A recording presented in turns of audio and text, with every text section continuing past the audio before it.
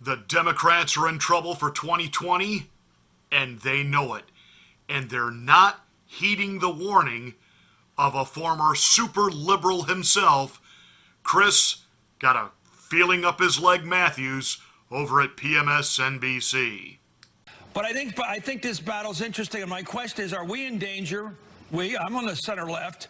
Are we in danger of doing again what the Democrats did in '72 when they were so thrilled to defeat Richard Daley of Chicago, so thrilled to defeat Tip O'Neill in Boston, that they ran a candidate who was not going to beat Dick Nixon? George McGovern was not going to beat Dick Nixon. Everybody knew it. We knew it from the beginning to the end, but they wanted it more important. They wanted to beat the moderates. Do the people on the left risk being so determined to get rid of the moderates, they end up committing suicide in the general? Your thoughts? Chris Matthews, who earned his political chops working for Tip O'Neill, former Speaker of the House, and, there's a reason he was called Tip. It was short for Tipsy. But we won't go there. This is a family show. So here's Chris Matthews, who is an admitted, avowed, left-of-center liberal. He was a McGovern-type liberal.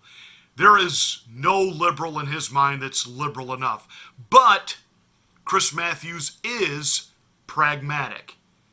And he understands that this clown car that the DNC has rolled out there, and the fact that they have to have 2 back-to-back nights of debates because they can't fit all these stooges on the same stage, he understands that the Democrats are actually in trouble. The candidate they need that would appeal to the mainstream is Joe Biden.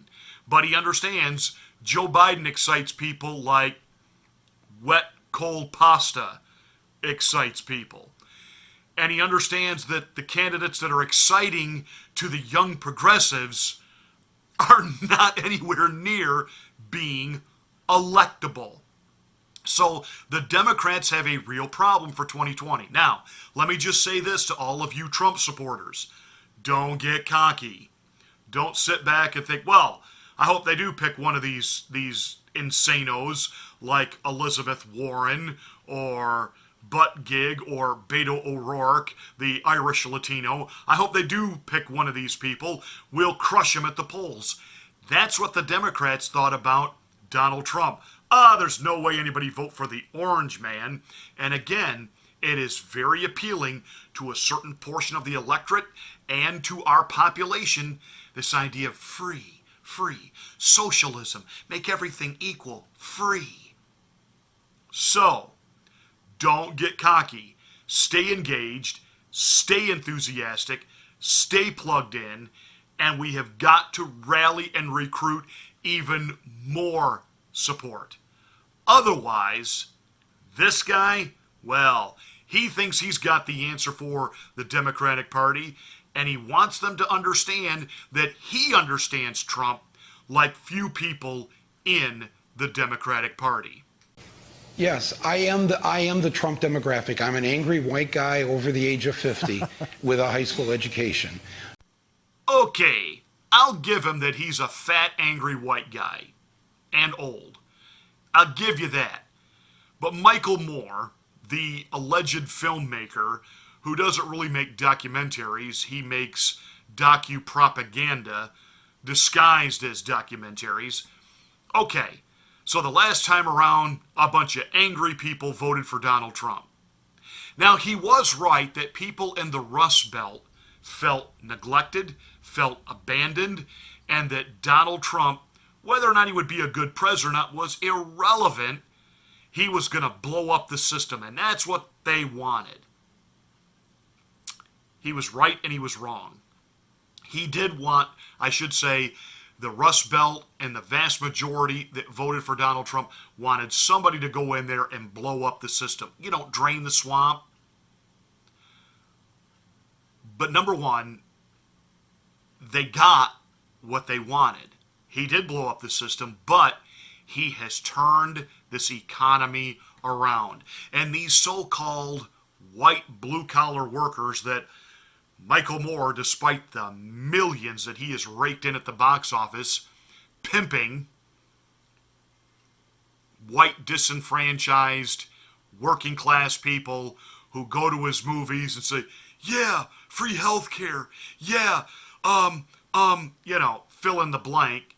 He's no different than one of those TV evangelists that rip off old women, convincing them to mail in their Social Security check so he can have a brand new private jet to fly around in. Are you hearing me? Are you feeling me? Yeah. Michael Moore and Elijah Cummings, they got a lot in common. Two pimps.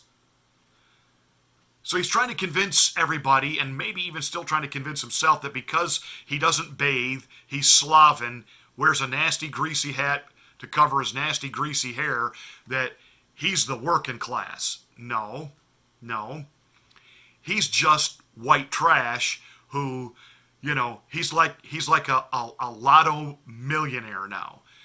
Got all this money, probably got the big house, but he doesn't have any culture or character to go along with it, so he is what he is. What he doesn't tell people, what he doesn't tell Brian Williams in this interview, doesn't explain why were the voters angry in 2016. See, the vast majority of the angry voters were within the Republican voting bloc who were angry about every 4 years we would have candidates that told us what we wanted to hear, what we knew was right, and then they would get to Washington and do the same old. Or they wouldn't fight back, and they let the media walk all over them, and they were constantly trying to engage people like Obama as gentlemen, like Mitt Romney tried, and he got his clock clean. And along comes this guy, Donald Trump, who just ain't taking it. And that's the spirit of America. That's the spirit of the working class. And I don't care whether they're white, black, Hispanic. If you are middle class and you work hard and you are fighting for every dollar you make and fighting to give your family a better life and provide for your children and be able to send them to college, you want a president that fights for you. And that was exactly what resonated with people. By the way, Michael, do your homework. 50% of women voted for Donald J. Trump. It wasn't just angry white guys. By the way, he cut into the black vote. That was a shock. He cut into the Hispanic vote. That was an even bigger shock. And my prediction is he cuts into those voting blocks in even bigger swaths this time around. You know why? Because middle-class black families, middle-class Hispanics who came here legally, they don't like this idea of free socialism for illegal aliens and keeping their people on the new Democrat plantation, living in government housing, because apparently you can't figure out your own way to make it in this world, and so you need the government, you need them, you need the Democrats to take care of your housing, to give you your education, give you an Obama phone. And I'm telling you, that is being rebelled against in mass. That is why we have an entire run, don't walk movement within the Democratic Party right now. So go ahead, Mr. Moore, believe your own lies like you expect people to believe the hype and the propaganda in your documentaries. You don't answer the fundamental question, what were white men, what were black men, what was the voting bloc angry about in 2016? They were angry about, why can we send all this money overseas and not keep it here? Why are we constantly creating legislation that sends all of our jobs overseas and not protecting right here? Why am I working and never getting ahead, and people who show up here illegally get everything handed to them? That cuts demographics, that cuts race, that even cuts party lines. And Donald Trump has successfully addressed all those issues. So the Democrats have to do something. What they have to do is they have to impeach this president. They can't sit around and say, oh, yeah, but why should we do that? The Senate isn't going to have a trial. Well, as I said on Seth Meyers last week, the Detroit Tigers don't get to say, we don't want to go to New York and play the Yankees. We're just going to lose. No, you got to go to New York and play the Yankees. And the House has to do its job so that there's a historical record. That's number one. Go for it. impeach him. And I come back to the same simple question. Impeach him for what? For what? These so-called fantasy crimes that these Democrats keep dreaming up. Well, he did collude, He did. He did collude. We may not have been able to prove it. He's in there illegally. And the policies. This man has denigrated the office of president. And Bill Clinton fooling around with an intern on the desk in the Oval Office with a cigar that wasn't defiling the office? Give me a break. Barack Obama, who did his world tour not once but twice, apologizing for America, saying we're not the greatest nation. Why we're no such thing as American exceptionalism. See, the problem with liberals, they live in their own head, and they think that their view on the world is how everybody else sees it. And they don't understand that the vast majority of people, number one, are not insane. They're not bipolar. They're not manic. They're not stupid. And they haven't swallowed propaganda and revisionist history. So, you want to impeach this president because you think it's the right moral thing to do? Go for it and see where it gets you. Nancy Botox Pelosi talking tough again. Well, we can legislate. And we can investigate. And if need be, litigate. Ooh, you're really good with the alliterated outline there, Nance. Trying to convince these young rebels that you are going to impeach if it need be. See, Nancy Pelosi has lost control of the party. The AOCs in the far left now run things. And so please, please, please, please, please keep listening to people like Michael Moore. He's going to help you. He's going to help you. He keeps saying, Hillary won the election. Hillary won the election. Now he gives that illustration of the Detroit Tigers. Well, they have to go to Yankee Stadium and play the Yankees. Doesn't matter if they lose, they have to go. Okay, so you understand the sports analogy that if the team you're playing against scores more runs than you, they win the game. But in series play, if they beat you more times in the series, they win. You get that, right, Michael? Well, the same is true in our last election. Hillary got 3 million more popular votes than Donald Trump in California. In California, in one state in the Union. Thank God we have an Electoral College. Because if we didn't, then New York and California would decide every election on every issue. That's why the founders of this country, in a complete stroke of genius, said, no, we're not going to do it that way. See, if the Detroit Tigers take on the Yankees for, say, the pennant in the American League, it doesn't matter if the first game of that series, the Yankees trounce the Tigers 20-0. If the next 3 games in a row, next 4 games in a row, the Tigers only beat the Yankees each game 1-0. It doesn't matter that at the end of that series, they only beat the Yankees 4 games 1-0, and the Yankees beat them in 1 game 20-0.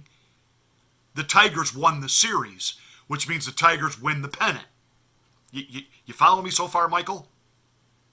The Yankees don't get to appeal to the commissioner of baseball and say, but wait a minute. In the 4 games they beat us, it was 1-0. So the whole series, they only scored, in 5 games, they only scored 4 runs. We scored 20. We scored more runs. We should have the pennant. No, you won a game. Hillary won 1 state, but in the electoral process, Donald Trump won the series. So Donald Trump did win the election.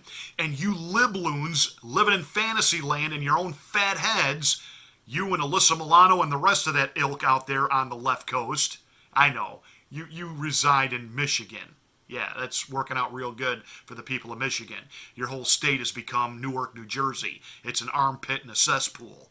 Michigan is another third world country.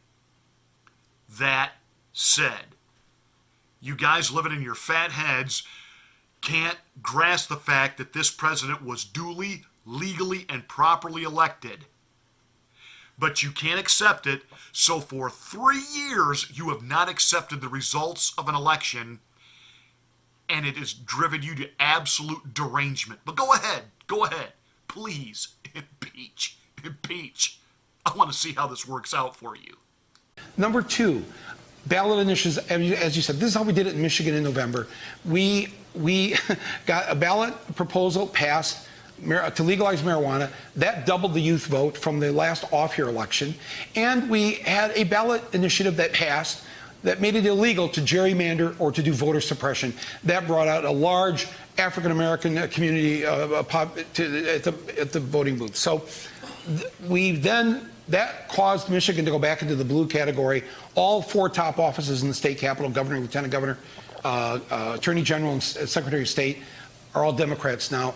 And we removed 2 Republicans in suburban Detroit, white suburban Detroit, and replaced them with 2 Democratic women. So that's what we have to do this time. In the swing states, you must have ballot proposals to bring out the base. Wow. Great strategy there, Michael. A city and state that's already bankrupt, Michigan. You're now applauding that the last 2 Republicans that you had running having any type of decision making in the city of Detroit process, you guys kicked them out, and now it's all Democrats.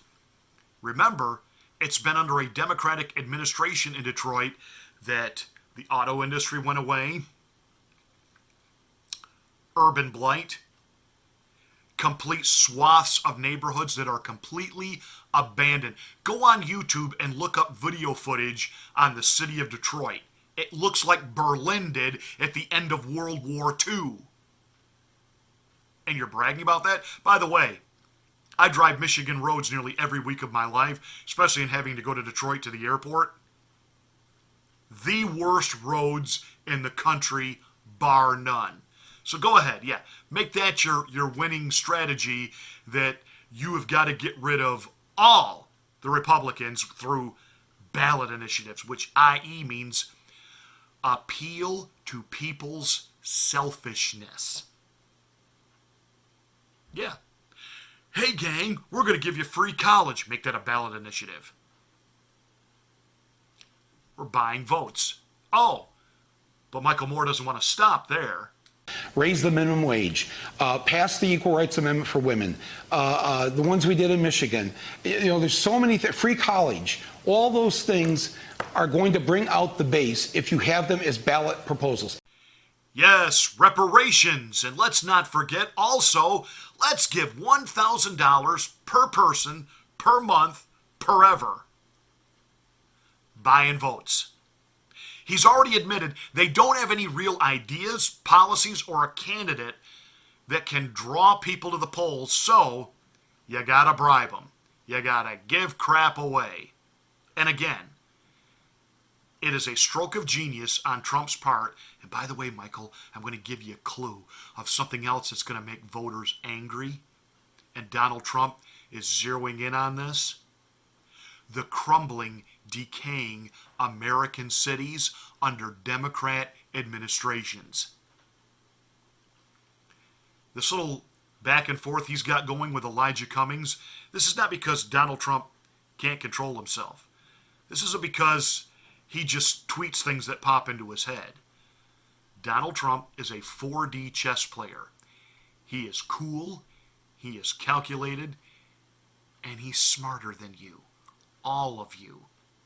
And he understands that what you guys want to do in taking control of the White House and taking control of Congress, all of America will look like Baltimore, Detroit, Chicago, the homelessness in Los Angeles, the wanton homelessness and defecation in the streets and broken hypodermic needles everywhere in San Francisco.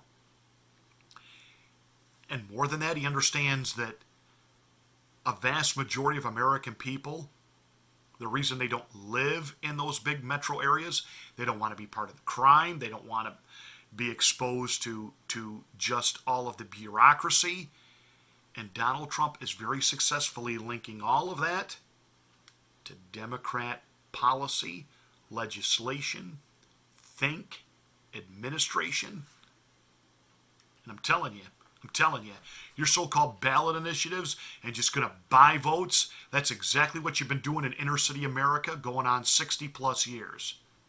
Giving them free food and this and that. And look what it's done. It has turned once thriving, growing metropolis cities into wastelands and third world countries. Welcome to Venezuela, courtesy of the Democratic Party. So you go ahead. You bribe. You're going to have to. You got nothing else. And number three, we have to have a candidate who is beloved by the American people and who is outside the political inner circle, somebody who's not a politician, somebody who's going to win. I think, in my humble opinion, 4 of these candidates running could beat Trump: Bernie, Biden, Kamala Harris, and Elizabeth Warren. They could beat him. But Hillary beat him. It's not enough just to beat Trump. The only way to remove Trump is to crush Trump. And that's the question that has to be asked. Who can crush Trump? Who's the street fighter? We saw it in Bernie last night. Who's the street fighter that can crush Trump? And frankly, I think there's a person that could do this. If the election were held today, there is one person that would crush Trump. And she hasn't announced yet.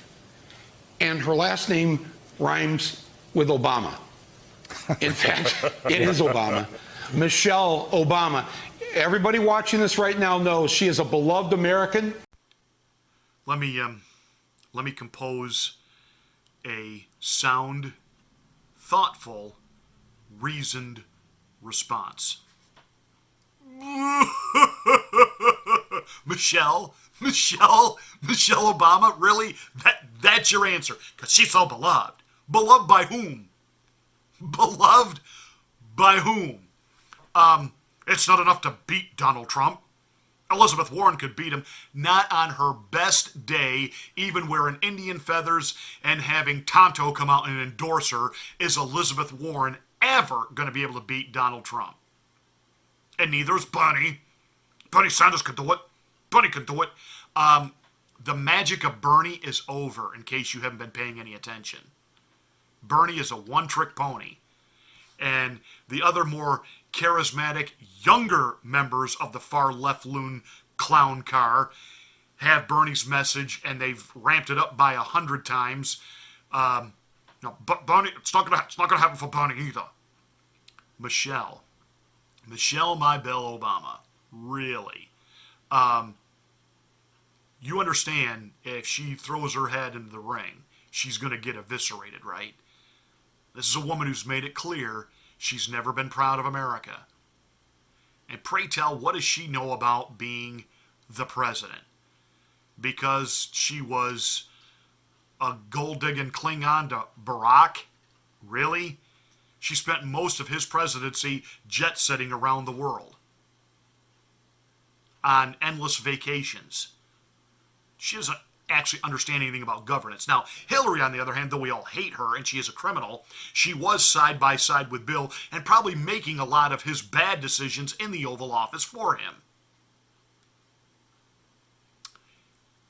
She had more going for as far as experience than Michelle. Well, Donald Trump didn't. No, but Donald Trump was a successful businessman who understood that the corporation of America needed a CEO. And he's brought that mentality to the White House, and it's working. What has Michelle Obama ever actually done besides write books and lecture people on body weight? So, you think she's so beloved? She's not beloved. Not on any level is she beloved. In fact, you do understand that the reason Chris Matthews and his panelists at CNN are so beside themselves was the night number 2 of the debate when they were all going after Joe Biden. They were going after the record of Obama. See, the true leftists, they are anti-Obama now. They are. The progressives are anti-Obama. They feel that Obama, why, he actually deported more people than Trump.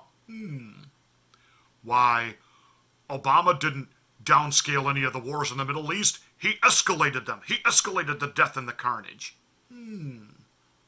See, these true idealist progressive leftists, they now view Obama as a moderate. He's not, but that's how they view him. So they certainly aren't going to welcome Michelle Obama as their savior. They'll be as excited about her as they are about Joe Biden. And you see what they're doing to him. But it's okay. It's okay. Because if we can't get that female O, Michelle, to run, there's another female O among liberal Democrats that obviously she could run and she could win. Oprah. No, I'm not kidding. Bill Maher on HBO, his little program, why Oprah could do it. And you know what her qualification would be that would make her a great president? Do you know what it is? Do you know what it is? Is it her savvy business understanding? Is it her ability to be able to negotiate with world leaders? Her think and understanding on events that are truly plaguing America and actually how to fix them? Because remember, she's into your truth. What's your truth? Well, it's your truth. Got to be into your truth. Whatever your truth is, that's what the truth is. Wow, that's great. So we all each get to individually have our truth. Wow. You know, today I feel like driving on the other side of the road. Hope the other drivers coming at me understand this is my truth. She rode the bus. Huh? No, that's her qualification. According to Bill Maher, she rode the bus. When you go to the bar, you park down at the bottom of the hill and you go up on the shuttle bus. But, you know, A-listers don't take shuttle buses. Yeah. This is the land of exceptions for celebrities. So I was waiting there at the shuttle bus. I was on the shuttle bus. I wasn't fighting it. Okay, yeah. But there were several A-listers who were like, come on, we don't have to take. And the guy was like, golf no, cart. everybody There's a has golf to. cart Yes, somewhere. everybody has to All take right. the golf cart. Got it, okay. Everybody take the shuttle bus. And one guy was like, come on, I drive right up. And the guy went, Oprah took the shuttle bus. And everybody got right on the shuttle bus. Right. They didn't say a word. And that's when I knew, I don't even like Oprah that much. She could run. Because you know what? That Trump won because he was a TV star. Right. Kneel before Zod. TV is Zod. Now, he is right. There are people among Democratic ranks and on the left that think that they are above the laws that we all have to live by. They don't. That was a stunning admission by Bill Maher that Hollywood elitists see themselves as, oh, this is beneath me. Oprah rode the bus. And everybody rode the bus because Oprah did. I have been to the Bahamas. I have stood outside the gates of Oprah's Bahama Palace. You know what surrounds her palace? Squalor. Poverty. People living in cardboard boxes. I kid you not. Why didn't Oprah do something for them? After all, she made a big splash going over to Africa and starting a school that has had all kinds of problems and abuse and issue. Just saying. Oprah would be a very weak candidate. She rode the bus. Recently, just this past week, there was a big climate change summit. And Obama went. And Leonardo DiCaprio went. And the true left progressives in this country are excoriating them. Why? Because they all took jets, private jets, and yachts to get there. See, these limousine liberals, which has been kind of the way things have been done for 50, 60 years, they use their star personality to tout liberal causes. They throw money at it, but then they live like it doesn't apply to them. Well, you spout all that over years and decades and decades and years, and you foster children who think that, well, yeah, Leonardo's against global warming, but why is he flying on a private jet? Obama said he warned us about climate change, but he's in a private yacht. See, the new progressives coming along, they ain't into that whole limousine liberalism where you can stand for women's rights and then rape them like Harvey Weinstein or Bill Clinton. See, those Playboy days are over. And it's all because of their own speak and policies, and now they're like, you're going to apply our rules to us? So you go ahead. You try to nominate a Michelle Obama or an Oprah, and it won't be pretty. But hey, I could use a good laugh. So I hope the Democrats continue to not only stay in disarray, but heed the advice of stalwart brain trusts like Michael Moore and Bill Maher. And that's it. That is my rant for today. Hey, thanks for tuning in. Make sure you share this channel with others. Hit the like button, give us a thumbs up, and again, YouTube continues to play with our algorithms. After we made, are you ready for this? In the course of a week, I lost 15 subscriptions. Then magically, after I pointed that out, magically overnight, I gained 20, and now I'm down 12. Your friend and not mine at YouTube. Anyhow, continue to share this channel. Let people know about it. Make sure you subscribe and smack the bell for my next rant.